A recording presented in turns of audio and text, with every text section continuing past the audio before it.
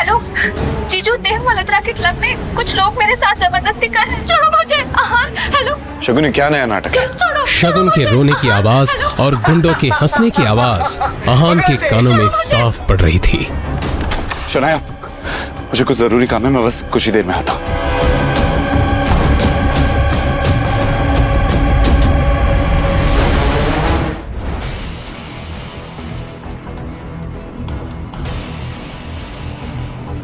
अचानक हुए इस हमले से आहान खुद को संभाल नहीं पाया।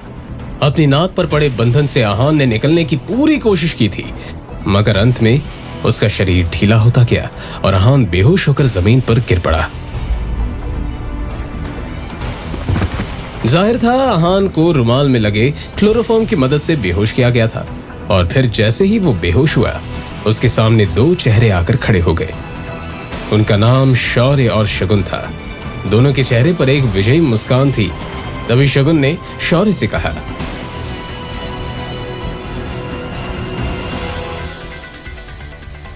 इसके बाद क्या हुआ कुछ पता नहीं चला। अगली सुबह जब आहान की आंख खुली तो उसे अपने कमरे में पाया। मैं कैसे आया? रात के बारे में याद आती ही आहान चौंक पड़ा। क्या हुआ है मेरे साथ?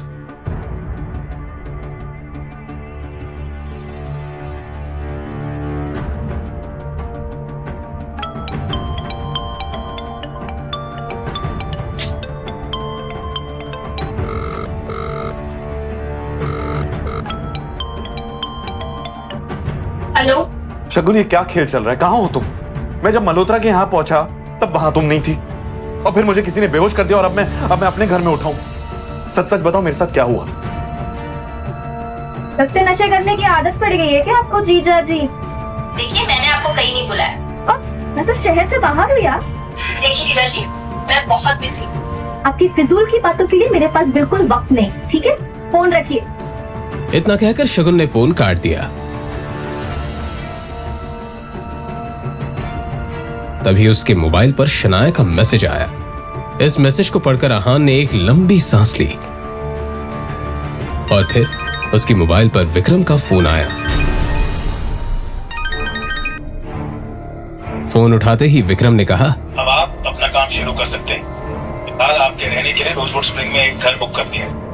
आप जाकर देख सकते हैं, मगर उस कार्तिक कोहली से बचकर रहना। वो बहुत ही चालाक है और अपना काम निकालने में काफी माहिर। रोजवुड स्प्रिंग के बारे में आहान ने बहुत सुन रखा था। एक फ्लैट की कीमत भी वहां 50 करोड़ से कम नहीं थी। उसे याद था कि शनाया को यह जगह बहुत पसंद थी। अरे ओ, रुको रुको, कौन हो तुम और इस तरह से अंदर क्यों जा रहे हो? वो मुझे यहाँ पे घर खरीदना है, बस वही देखने जा रहा हूँ। ए भाई आजकल तो कोई भी ऐसे ही इधर मुंह उठा के चला आता है, और तुम्हारी तो इधर देखने तक की भी औकात नहीं है, और बातें बड़ी बड़ी कर रहे हो। चलो निकलो ऐसे, निकलो। एक तो किसी के कपड़े देखकर उसे जज करना गलत बात होती है, और यहाँ हर गेस्ट के साथ आप ऐसी बात करते हैं क्या? मुझे जाने दीजिए। अरे जाओ जाओ, निकलो, अपनी गाड़ी लेके निकलो, चलो। और फिर इस तरह से उनके बीच बात काफी बढ़ गई। आहान उसको थप्पड़ मारने ही वाला था कि तभी पीछे से एक आवाज आई। सर। आहान ने पलटकर उस तरफ देखा तो रोजवुड स्प्रिंग का मालिक कार्तिक कोहली खड़ा हुआ था। कार्तिक कोहली उन गार्ड्स के नजदीक आकर बोला, सर इन्हें माफ कर दीजिए, इनकी तरफ से मैं आपसे सॉरी बोल रहा हूँ। शायद तुम गेस्ट से बात करने की तमीज भी भूल चुके हो। तुम्हें पता भी है सामने कौन खड़ा है? Sorry sir. निकलो, आउट। इतना कहकर कार्तिक कोहली आहान को अंदर ले गया। इन्हें मैं कौन हूँ ये बताने की कोई जरूरत नहीं है। बस इन्हें ये पता होना चाहिए कि अगर कोई गरीब भी यहाँ पे आ जाए ना, तो उसके साथ भी सलीके से पेश आना चाहिए। जी जरूर।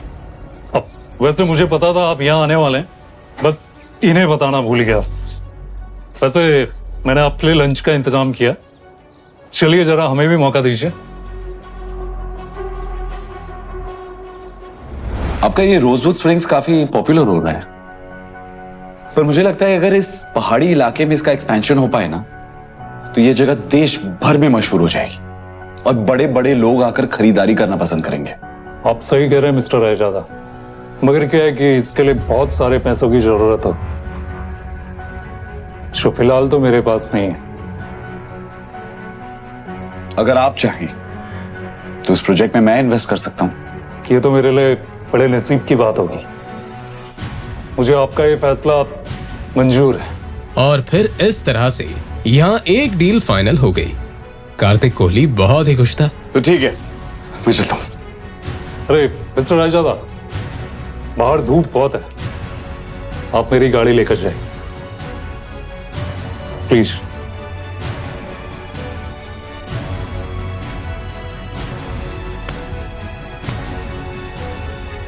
फिर आहान उस गाड़ी में बैठा और ड्राइव करते हुए निकल गया।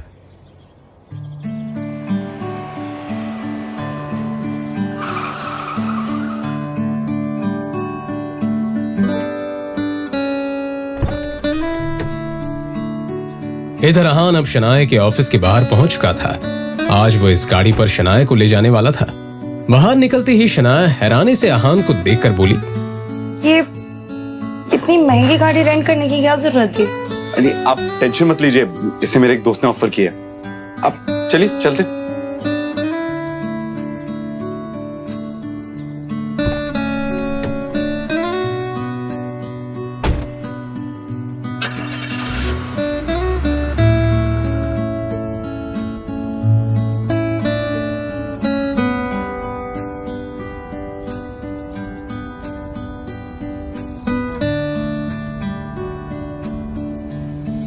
उनके बीच अभी खामोशी ही थी जब अचानक ही आहान के मोबाइल पर कोई मैसेज आया।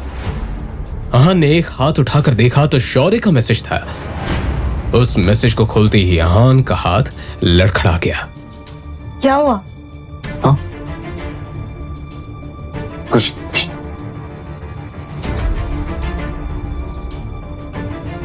शनाया ने घूरते हुए एक नजर आहान की तरफ देखा तो उसे कुछ अजीब लगा। अगर आपको कोई प्रॉब्लम है तो आप मुझे बता सकते हैं। शौर्य ने जो मैसेज भेजा था उसमें आहान के कई सारे फोटोज थे जिसमें आहान किसी लड़की के साथ, दोनों उस तस्वीर में काफी ज्यादा इंटीमेट थे।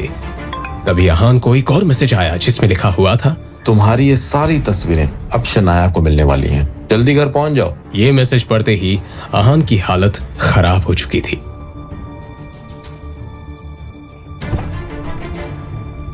वही रुक जाओ। अब इस घर में कदम रखने की हिम्मत भी मत करना। आज तक तुम सिर्फ एक धब्बा थे, आज कलंक बन चुके हो। हिम्मत कैसी हुई तुम्हारी मेरी बेटी को धोखा देने की? हाँ, ये सब झूठ है, मुझे नहीं पता ये क्या क्या कह रहे हैं। ये अपनी ये बकवास बंद करो। इन तस्वीरों को देखकर कौन विश्वास नहीं करेगा कि ये तुम हो?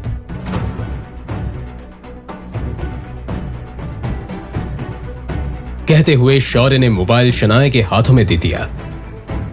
शनाया हैरानी से सभी फोटो देखे जा रही थी। उसकी आंखों में आंसू आ चुके थे। एक नजर शनाया ने आहान की तरफ देखा तो आहान ने कहा, ये झूठ है, ये सब है ना हमारे रिश्ते को खत्म करने की कोशिश करें। मुझे नहीं पता कि ये तस्वीरें कहां से आई है, कैसे आई है, सब झूठ कह रहे हैं ये सब। अच्छा, तो सच क्या है तुम ही बताओ ना।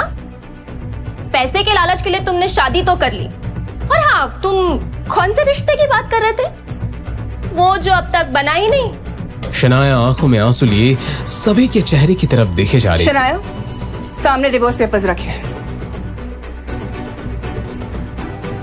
चुपचाप साइन करो।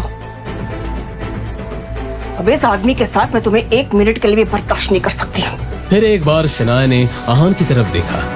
उसकी आंखों में आंसू देखकर आहान का दिल जोरों से धड़कने लगा।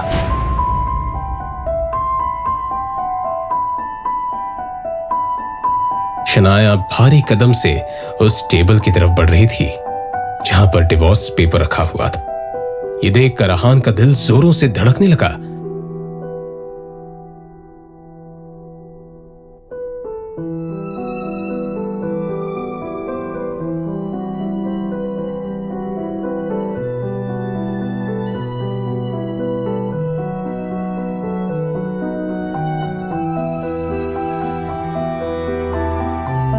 क्या शनाया अहान को तलाक दे देगी या फिर आएगा कहानी में नया मोड़?